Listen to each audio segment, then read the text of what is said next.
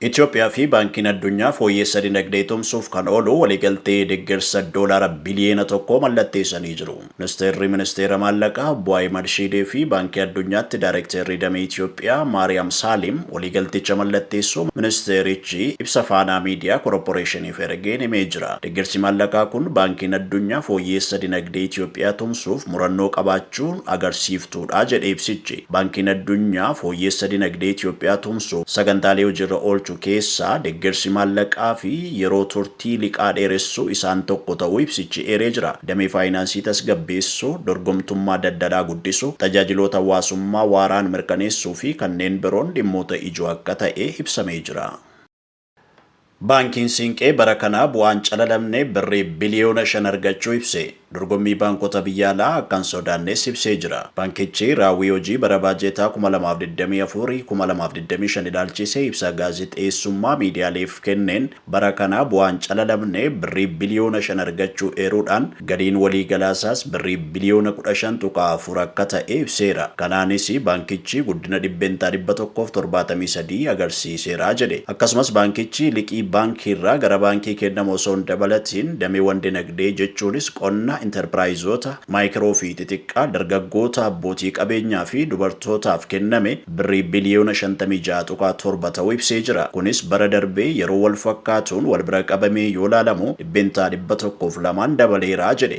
Baankiin Siinqee akka beeksisetti maallaqni liqii kun baankichi erga hojii eegalee waggaa tokkoffaa hojii baankichaa waliin wal bira qabamee yoo ilaalamu guddina dhibbentaa 218 agarsiiseera jedhan. Liqii tajaajila baankii idilee faayinaansii maayikirootiin kennameen alattis tajaajila faayinaansii dijitaalaa Itiyoo Telekoom waliin ta'uudhaan hojiirra oolee kawabii tokko maleetiin ji'oota lamaan darban keessatti qofa namoota 240 ol ta'anii fi liqii birrii biliyeena 1.2 kennamuusaa ibsanii jiru. Bara baajetaa darbee kapitaalli waliigalaa baankichaa birrii biliyoona 9.7 turerraa gara biliyoona 2.7 yookaas dhibbentaa 28 dabaluusaa kaasuun kuufamni waliigalaa baankichaa birrii biliyeena 102.5 ga'uu beeksisee jira. Pirezidaantiin baankichaa Obbo Nawaay Magarsaa akka jedhanitti dhufaatiin baankota biyya alaa akkuma nuuf ulfaataa jedhamee tilmaamame isaaniif salphaa ta'a jennee hin amannu jedhan. Pirezidaantichi yeroo baankonni biyya alaa dhufan baankichi akka lolaa jedhanii akka hin amanne ibsuun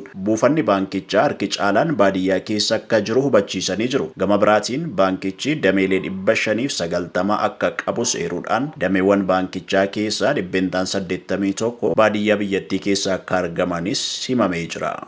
Injiineroonni torba riqicha doolaara miliyoona 2.3 oliin diizaayinii dogoggoraan hojjetan hojiirra ari'aman. Taateen kun mootummaa giddugaleessa Hindii Maadiyaa Paaredishitti raawwatame.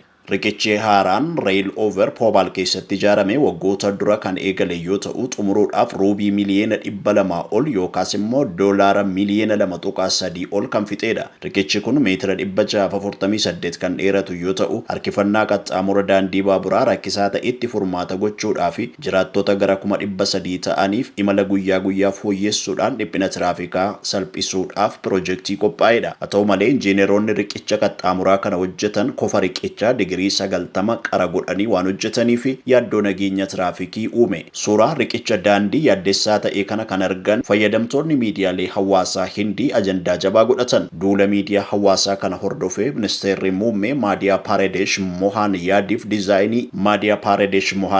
diizaayinii fi ijaarsa riqichaa kana hatattamaan akka qoratamu ajajan. Itti aansuunis injiineroota olaanoo 2 dabalatee injiineroota piroojeekticha keessatti hirmaatan 7 hatattamaan hojiirraa akka dhorkaman beeksisan. Eejensiin ijaarsaa fi gorsaan diizaayinii lamaan isaanii diizaayinii roob dogoggora qabu dhiyeessuu isaaniitiin xiyyeeffannoo seeraa jala galanii jiru. Mootummaan gorsaa diizaayinii fi dhaabbata arkitekcherii karooraa fi ijaarsa riqichaa itti gaafatamummaa qabus to'atee jira. Haa ta'u malee VD Verma injiinerii olaanaa piroojeektichaa diizaayinicha falmuudhaan inniif gareen isaa sababa bakki lafa ijaarsaa daangeffamee fi buufanni meetiroo naannoo sanatti argamuu isaarraa kan ka'e bifa kanaan ijaaruuf dirqamuu isaanii falmee jira. Gabaasni kan Oodiitii Seentiraal.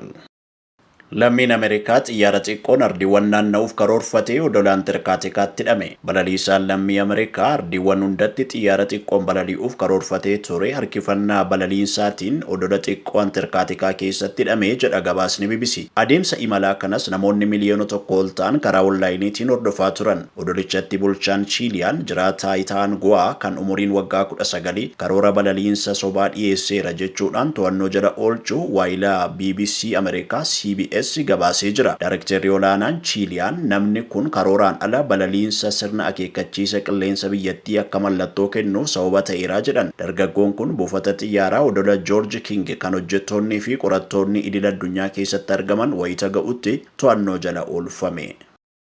Taphataan duraanii Arsenaal Toomaas Paartee yakka gudeeddiitiin himatame. Taphataan sarara gidduu Arsenaal kan ture Toomaas Paartee yakka gudeeddii 5 fi yakka miidhaa saalaa tokkoon himatamu poolisiin UK himee jira. Taphataan kubbaa miilaa kun kontiraataa isaa Arsenaal waliin qabu tibbana xumuree jira. Yakkoonni kunneen bara 2021 haga 2022 gidduutti akka raawwataman eeruun poolisii magaalaa qaqqabuu kan poolisiin beeksise. Himannaan kunneenis dubartoota 3 kan ilaallatu yoo ta'u yakka gudeeddii 2 dubartii tokko irratti raawwachuu, himannaan 3 gudeeddii dubartii kan biraa waliin wal qabatuu fi himannaa tokko ammoo miidhaa saalaa dubartii sadaffaa waliin wal qabateedha. Bara 2020 paawundii miliyoona 45 Arsenaal kan seene Paarteen waggoota 5f garee Arsenaal keessa taphataa erga ture booda kontiraatni isaa wixata darbee xumuramee jira. Taphataan umurii waggaa 32 kun turtii waggaa 5 booda Arsenaal waliin itti ufa jedhamee osoo eegamu kilabichi bilisaan gadhiisuudhaaf deema. Taphataan kun lafee dugdaa kilabichaa ta'ee osoo jiru garuu yeroo baay'ee milkaa'ina kilabichaa keessatti hamma ifaajuu hin faarfamuu jedhama.